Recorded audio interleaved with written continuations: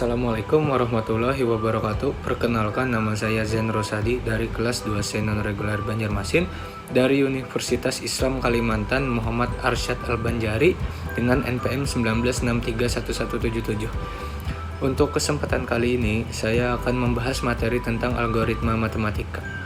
Apa itu algoritma? Algoritma adalah suatu urutan dari beberapa langkah yang logis guna menyelesaikan masalah. Pada saat kita memiliki masalah, maka kita harus dapat untuk menyelesaikan masalah tersebut dengan menggunakan langkah-langkah yang logis.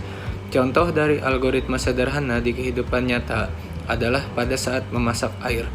Langkah-langkah untuk memasak air tersebut merupakan algoritma memasak air, sehingga memiliki urutan langkah-langkah yang logis. Bentuk dasar algoritma. Algoritma sendiri mempunyai 3 bentuk dasar, antara lain yang pertama adalah algoritma sekuensial. Sekuensial algoritma atau algoritma sekuensial merupakan algoritma yang langkah-langkahnya secara urut dari awal hingga akhir. Bentuk dari algoritma sekuensial ini adalah salah satu contohnya seperti algoritma memasak air. Langkah demi langkah dijalankan harus urut dari atas sampai bawah. Yang kedua adalah algoritma perulangan. Algoritma perulangan merupakan suatu algoritma yang menjalankan beberapa langkah tertentu secara berulang-ulang atau looping. Pada masalah yang kita hadapi, ada pula sebuah langkah yang harus kita lakukan secara berulang-ulang. Contoh dari algoritma looping ini adalah algoritma menjemur pakaian. Langkah-langkahnya sebagai berikut. Yang pertama, siapkan jemuran. Yang kedua, ambil satu pakaian yang nantinya akan dijemur. Ketiga, peras pakaian tersebut terlebih dahulu. Yang keempat, letakkan pakaian tersebut pada tiang jemuran.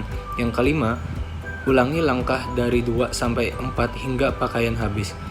Dari algoritma di atas, dapat diketahui bahwa dari langkah-langkah 2 sampai 4 harus dilakukan secara berulang-ulang hingga pakaian habis. Lalu yang ketiga adalah algoritma percabangan atau bersyarat. Algoritma bersyarat merupakan algoritma yang menjalankan langkah berikutnya apabila terdapat syarat yang sudah dapat dipenuhi.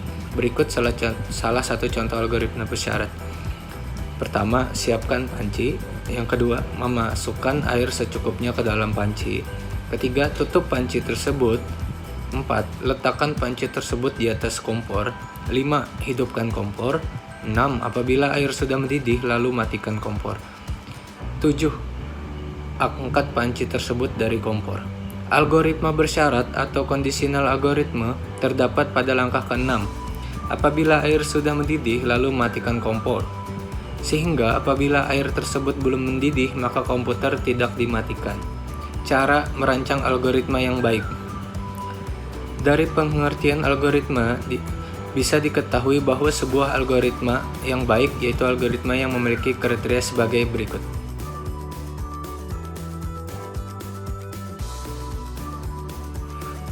Klasifikasi algoritma. Salah satu langkah yang bisa dilakukan untuk mendapatkan klasifikasi algoritma yaitu bisa dengan menggunakan cara implementasi. Untuk penjelasannya sebagai berikut. Yang pertama, rekursi atau iterasi. Rekursi adalah suatu algoritma yang memanggil dirinya sendiri secara berulang kali atau looping hingga pasak kondisi tersebut bisa tercapai. 2. Logikal. Algoritma bisa dilihat sebagai suatu logika dedukasi terkontrol. Pernyataan ini bisa diekspresikan sebagai algoritma sama dengan kontrol plus logika. 3. Tepat atau perkiraan.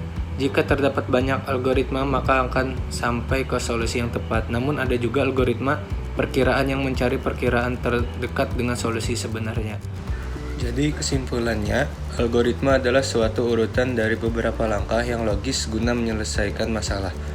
Pada saat kita memiliki masalah, maka kita harus dapat untuk menyelesaikan masalah tersebut dengan menggunakan langkah-langkah yang logis.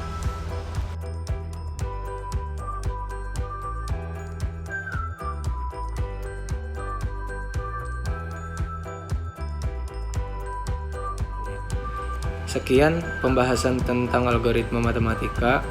Mohon maaf kalau ada kekurangan atau salah kata. Wassalamualaikum warahmatullahi wabarakatuh.